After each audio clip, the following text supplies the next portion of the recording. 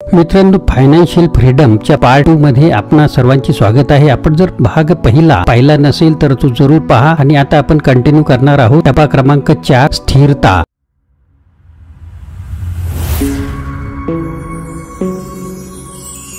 नमस्कार मित्रांनो, माझे नाव आनंद आहे आणि मराठी आनंद YouTube चॅनल मध्ये आपणा सर्वांचे स्वागत आहे। जेव्हा तुम्ही या टप्प्यात प्रवेश करता तेव्हा तुमच्यावर कोणत्याही प्रकारचा कर्ज किंवा लोन नसतो, कोणत्याही प्रकारची देणी उधारी नसते।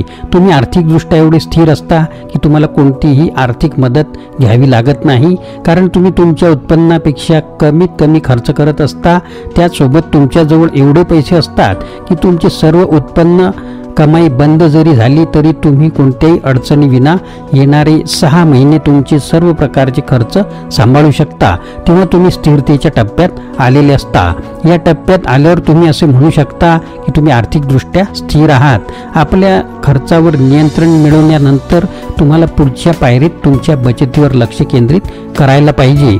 सर्वसाधारणपणे आपल्याला असे सांगण्यात येत असते की जेवढं झालं तेवढं छोट्या मोठ्या गोष्टींमध्ये बचत करायला पाहिजे, पण सुनियोजित बजेटनुसार चालायला पाहिजे।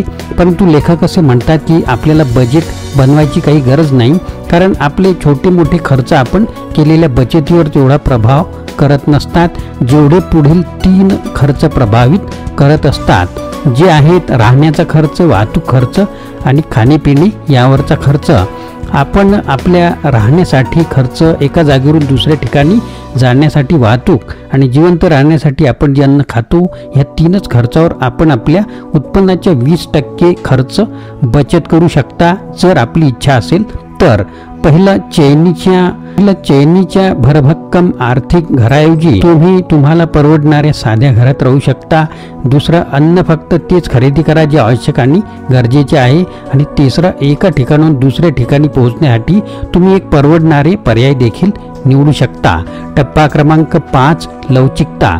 आर्थिकदृष्ट्या स्थिर झाल्यानंतर पुढचा टप्पा येतो तो म्हणजे फ्लेक्झिबिलिटी, जिथे आपण आपल्या 6 महिन्याच्या खर्चाला वाढवून पुढील 2 वर्षापर्यंत खर्चासाठी पुरेल एवढी बचत करून घेतो। तेव्हा आपण आर्थिकदृष्ट्या फ्लेक्झिबल होऊन जातो।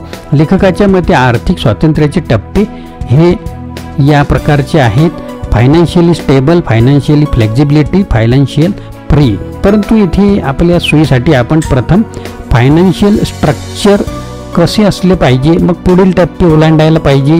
म्हणूनच प्रथम सुरक्षा महत्त्वाची आहे।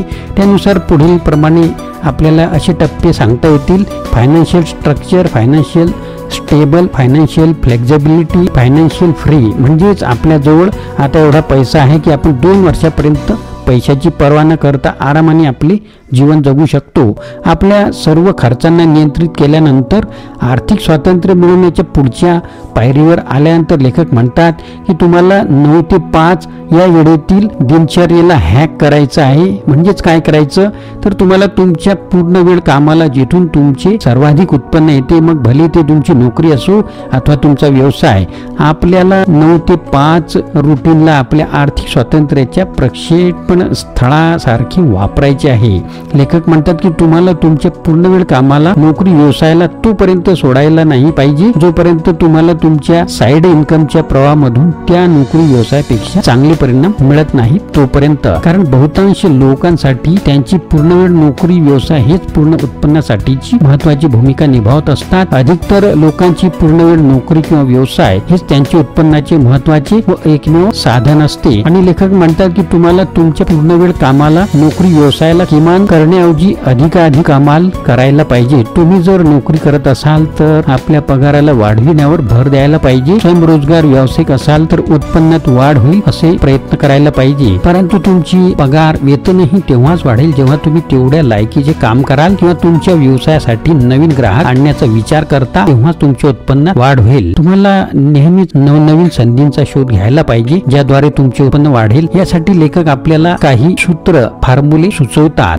कौशल्य संपर्क जाळे अधिक पैसा उत्पन्न म्हणजेच skill plus network is equal to more money. आपल्याला आपल्याकडे असलेल्या कौशल्यामध्ये सुधारणा करून नवनवीन लोकांशी संपर्क करून आपले संपर्क जाळे वाढवायला पाहिजे, ज्यामुळे अप्रत्यक्षरित्या ते आपल्याला अधिकाधिक पैसा मिळवण्यासाठी आकर्षित करेल. टप्पा क्रमांक 6 आर्थिक स्वातंत्र्य. आर्थिक स्वातंत्र्याच्या टप्प्यात पोहोचल्यानंतर कोणती काम न करता तुम्ही तुमचे जीवन आरामाने जगू शकता. इथे तुम्हाला तुमचे उत्पन्न तुमच्या वेळेच्या बदल्यात मिळत नाही, तर मेहनतीने वर्षानुवर्षे तुम्ही केलेल्या गुंतवणूक आता तुम्हाला लाईफ टाइम आजीवन आयुष्यभर जीवनभर उत्पन्न पैसा निर्माण करून पैसा कमवून देत असता. या टप्प्यात पोहोचल्यापर्यंत तुम्हाला तुमची पुढची पायरी चढावी लागेल, ज्याला लेखक एंटरप्राइज माइंडसेट उद्योगी उपक्रमशील मानसिकता असे म्हणतात. तुम्हाला एक अशी मानसिकता विकसित करायला पाहिजे जिथे तुम्ही पैसे कमवण्याचे, बचतीचे आणि वाढविण्याचे नवनवीन क्लुप्त्या पद्धती शोधू शकाल, ज्याद्वारे तुम्ही तुमचे उत्पन्न वाढवू शकाल आणि ज्याद्वारे तुम्ही तुमच्या बचतीच्या दराला पूर्वीपेक्षा अधिक वाढवू शकाल. आणि तुमच्या बचतीच्या दराला वाढवण्यासाठी लेखक इथे एक क्लुप्ती सांगतात की आता आपल्याला आपल्या खर्चांना कमी करून फक्त बचत करण्याऐवजी आपल्या उत्पन्नाला पैसा वाढविण्यासाठी लक्ष केंद्रित करायला पाहिजे. मित्रांनो, आम्ही सुद्धा या गोष्टीची पूर्णतः सहमत असतो किंवा आहोत की आपल्याला बचत तर करायला पाहिजे, परंतु तेवढेच किंवा त्यापेक्षाही जास्त आपल्या उत्पन्नाला वाढविण्यावर अधिक लक्ष द्यायला पाहिजे. कारण जो कोणी आज आर्थिक दृष्ट्या स्वतंत्र बनलेला आहे ते फक्त आपल्या बचतीमुळे नाही, तर त्यांच्या उच्च उत्पन्न आणि त्यांनी निर्माण केलेल्या एकापेक्षा अधिक उत्पन्नाच्या स्रोत व प्रवाहांमुळे ते आर्थिक स्वतंत्र झालेले आहे. टप्पा क्रमांक 7 मुबलक विपुल संपत्ती. आर्थिक स्वतंत्र होण्याचा अर्थ लेखक इथे असा सांगतात,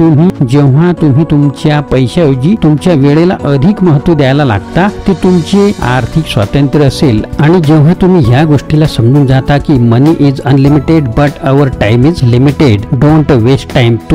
जेव्हा तुम्ही खऱ्या अर्थाने स्वातंत्र्य मिळवता, हा टप्पा तुम्हाला आर्थिक स्वातंत्र्याच्याही एक स्तर पुढे घेऊन जातो, जिथे तुमच्याजवळ तुमच्या गरजेपेक्षा कित्येक पट अधिक पैसा तुमच्याजवळ असतो. इथे तुम्ही कोणतेही काम केल्याविना आपल्या दैनंदिन गरजा पूर्ण करू शकत नाही, तर कोणतीही चिंता न करता वाढवू शकता. ज्या गोष्टी खरेदी करायची आहेत ती खरेदी करू शकता. जिथे तुम्ही तुमच्या आर्थिक मर्यादेला पुढे ढकलू शकता, एक चैनीचे आयुष्य जगू शकता. आणि ह्या सर्व 7ही टप्प्यात पोहोचण्यासाठी 7 पायऱ्यांद्वारे मिळवण्यासाठी एकमेव पायरी आहे ती म्हणजे जेवढे शक्य असेल तेवढी गुंतवणूक करायला लागा. शक्य तेवढ्या लवकर गुंतवणूक सुरू करा. लेखक म्हणतात, आर्थिक धनवान बनण्याचा जर कोणता गुप्त मार्ग असेल तर तो म्हणजे लवकर तुम्ही गुंतवणूक करू शकाल तेवढं लवकर गुंतवणूक सुरू करा. गुंतवणुकीची खरी शक्ती लेखक अशी सांगतात की कोणत्याही प्रकारची मेहनत श्रम न करता तुमचा पैसा गुणात्मकरित्या वाढत राहतो. याचे एक महत्त्वाचे कारण आहे कंपाऊंडिंग चक्रवाढ. जसे की अल्बर्ट आइन्स्टाईन यांनी म्हटलेले आहे, चक्रवाढ हे जगातील 8वे आश्चर्य आहे, जे 100% खरे आहे.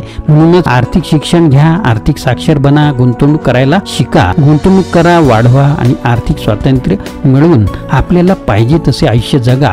होय, हे शक्य आहे. कसे? जर तुमचे का स्पष्ट असेल तर कसे आणि केव्हा हे तुम्हाला आपोआपच सापडेल. म्हणूनच आपले का अगोदर शोधा. मदतीसाठी आपण लेखक सायमन सिनेक यांचे पुस्तक का सोबत सुरुवात आणि काचा शोध ही उत्कृष्ट पुस्तकं सुद्धा वाचू शकता. तर मित्रांनो, हा व्हिडिओ आपल्याला कसा वाटला जरूर कमेंट बॉक्स मध्ये कळवा. नवीन असाल तर चॅनलला सबस्क्राईब जरूर करा, म्हणजे नवीन व्हिडिओची नोटिफिकेशन तुम्हाला तुमच्या YouTube वर नक्कीच मिळून जाईल. मित्रांनो, आपल्याला व्हिडिओ आवडल्यास लाईक करा, शेअर करा, सबस्क्राईब करा.